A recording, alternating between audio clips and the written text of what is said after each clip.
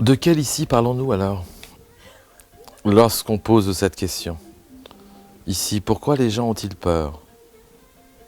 Si je prends n'importe qui, alors tout le monde a peur, n'importe où. Avez-vous, vous, peur de vos propres peurs? Quelles sont ces peurs? Matérielles ou spirituelles? Voulez-vous réussir la vie ou voulez-vous réussir votre vie? Quel est le prix à payer? C'est vous qui choisissez. Y a-t-il un prix à payer? La médiumnité et la voyance. La question, en fait, ressemble un tout petit peu à ça. L'un lit, l'autre voit. C'est tout ce que je peux dire. Santé. Est-ce la peur de l'autre? Pour avoir la peur de soi, il faut peut-être avoir peur de quelque chose. La peur existe-t-elle si on ne la matérialise pas? Le rêve, par exemple, est une peur. De quelle connaissance? De l'extrapolation du rêve ou l'inverse? Certaines personnes, par exemple, rêvent leur grand-mère, qui est morte dernièrement, supposons.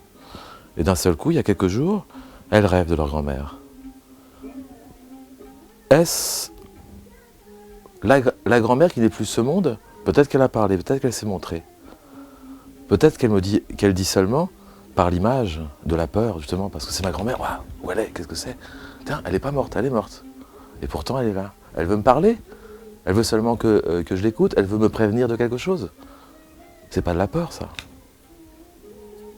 C'est une information. Seulement. Alors, avoir peur, en fait, on zappe et on cut ce mot. Sur ce, êtes-vous en prison? Là est la question. Déjà. Bon. Être ou ne pas être, a dit ce cher Shakespeare. Être qui ou quoi pourrait-nous ajouter? Les clés. Seraient-ce les clés de la ville, du savoir, pour ouvrir, pour fermer, pour jeter, peut-être, la clé? Oh, where is my key? Tu l'as trouvée, tu peux me la donner? Écoute, j'en ai trouvé une pour toi. Je vais essayer ta serrure après tout pour voir. Manque de chance, elle ne rentre pas. Par contre, cette personne a rencontré, ou supposons moi, quelqu'un qui détenait quand même une clé. Cette clé-là, peut-être qu'elle doit ouvrir une autre serrure. Dans ce cas-là, je lui demande, écoute, pourquoi tu passais par là? Pourquoi veux-tu me donner cette clé? Que dois-je en faire? Bah écoute, je sais pas, j'ai entendu Where is my key, j'ai vu une clé, je te l'ai apportée, c'est tout simplement. Donc elle ouvrira quelque chose sur moi, parce que moi je sais pas quoi en faire. Je cherche la mienne, t'imagines? Peut-être que elle est pour moi. Donc, savoir, serrure, ouverture, fermeture. Je me demande si tout ça existe en fait. Peur. Si tu as un général dans le coin, tu devrais lui demander de venir prendre un café avec moi si tu veux. J'aimerais aussi savoir de quel état-major, d'accord? Il a des services secrets. Lesquels? Hein? J'espère qu'il viendra sans armes. Sinon, en amenez-moi aussi.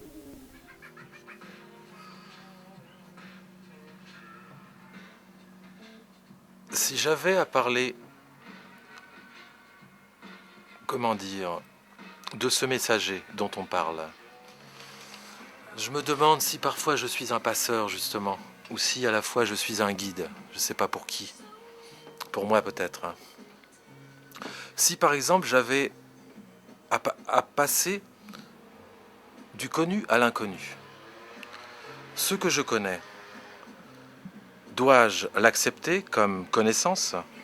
Je ne dirais pas c'est comme mes connaissances, parce que je regretterais peut-être d'avoir vécu. Mais si j'entre dans mon inconnu qui est moi-même, puis-je dire que je me connais? Pour me connaître, dans mon inconnu. Je dois m'exercer dans le connu. Parce que sans repère, je ne peux exister.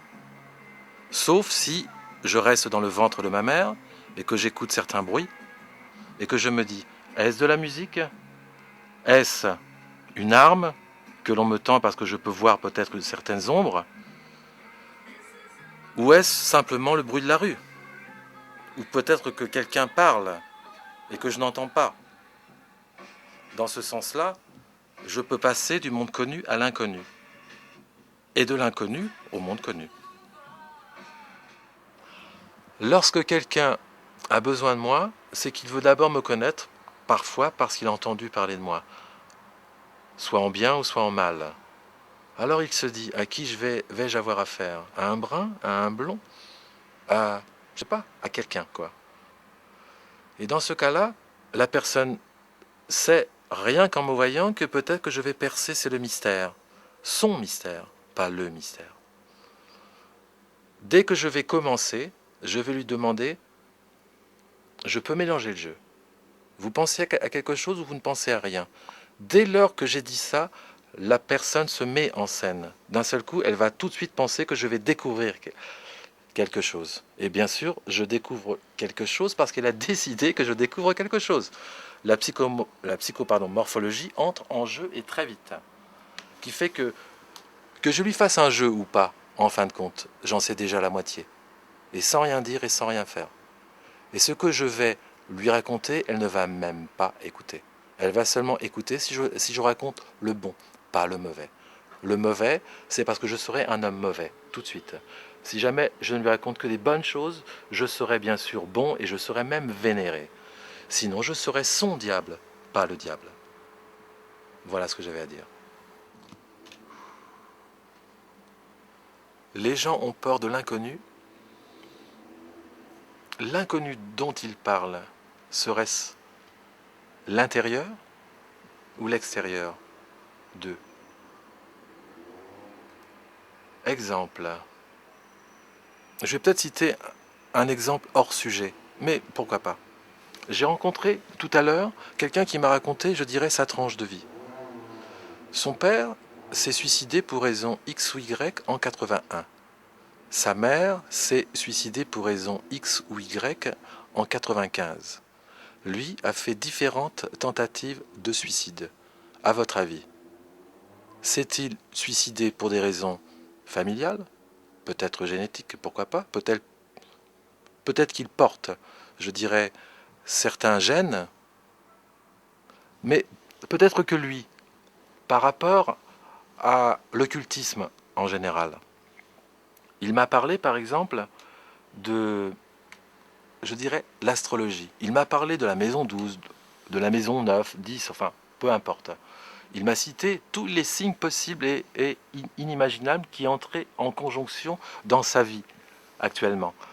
Son grand problème, c'est qu'il croit à tout ce qu'on raconte.